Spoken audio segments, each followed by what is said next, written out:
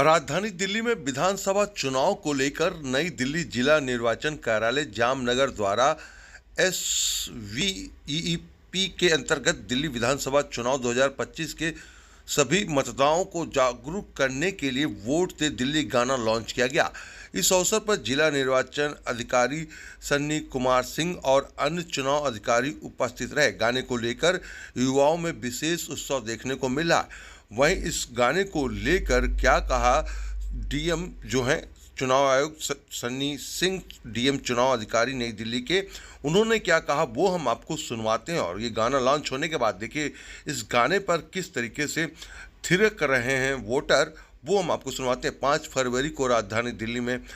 मतदान है और 8 तारीख को नतीजे आएंगे। मतदान के साथ साथ मतगणना की हर एक खबर आर सोनी आपको दिखाएगा, लेकिन उससे पहले देखिए कि इस गाने को लॉन्च करने के साथ साथ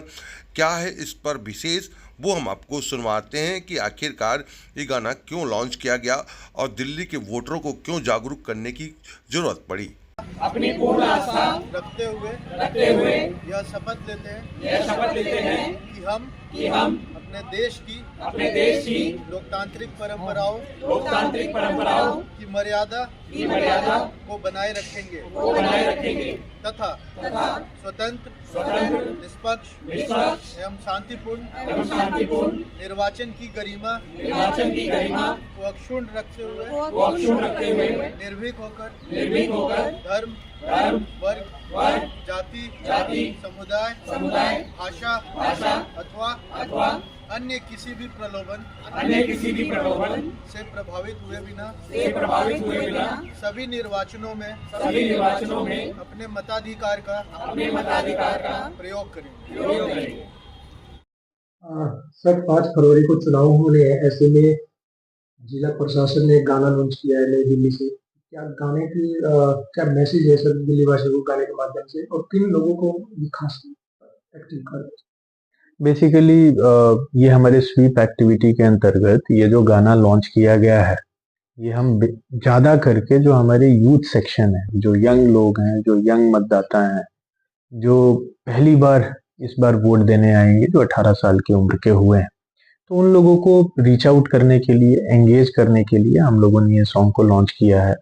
इसको हम लोग हमारे जो एनडीएमसी के जो सफाई वाले ट्रक होते हैं, इसके साथ साथ जितने भी एमसीडी के ट्रक्स होते हैं, इन सब एरियाज में या पब्लिक एरियाज में इसके थ्रू हम लोग हमारे यूथ को रीच आउट करने की कोशिश कर रहे हैं। 5 फरवरी को जो चुनाव है उसमें सिंस न्यू दिल्ली में हमेशा से वोटर टर्नआउट बहुत कम रहा है, उस चीज़ को बढ़ाने के लिए जो यूथ्स हैं उनका एक बहुत बड़ा योगदान होगा। और साथ ही जितने भी हमारे मतदाता हैं उन सभी को हमारी तरफ से अपील है कि आप लार्ज नंबर में उस दिन पोलिंग डे के दिन 5 फरवरी को आप पोलिंग स्टेशन तक आएँ। हम लोग इस बार जो अश्योर्ड मिनिमम फैसिलिटी होती हैं उस फैसिलिटीज़ में बहुत सारी इजाफा कर रहे हैं ताकि आप कन्वीनियंटली आप वोट को दे पाएंगे। और उसके साथ साथ एक और छोटा सा मैं आप सभी को इन्फॉर्मेशन देना चाहूँगा कि आप अगर इस चीज़ के बारे में कभी नहीं सोचे हैं तो प्लीज़ सोचिए कि आप अपनी पूरी ज़िंदगी में सिर्फ 30 से 35 बार या 25 बार ही ये अपने मतदान आप कर सकते हैं, आप वोट दे सकते हैं, क्योंकि आपकी जो भी लाइफ स्पैन है और इलेक्शन हर 5 साल के बाद होता है नॉर्मली, तो उसमें आप ये जो नंबर बनता है 25 से 30 बार ही बनता है। तो इसलिए मैं आप सभी को अपील करता हूँ कि आप अपने देश के भविष्य के लिए आप अपने घर से बाहर निकल के 5 फरवरी को लार्ज नंबर में आके और हमारा जो वोटिंग का फेस्टिवल है, जो डेमोक्रेसी का फेस्टिवल है, उसमें सेलिब्रेट भी करें और अपने राइट को एक्सरसाइज करें। बूथ तक पहुंचने के लिए अपने यूथ को तो गाने तक के माध्यम से बुला रहे हैं, लेकिन अगर बुजुर्गों सीनियर सिटीजन की जो बात की जाती तो बूथ तक ले जाने में क्या क्या फैसिलिटी देंगे आपको?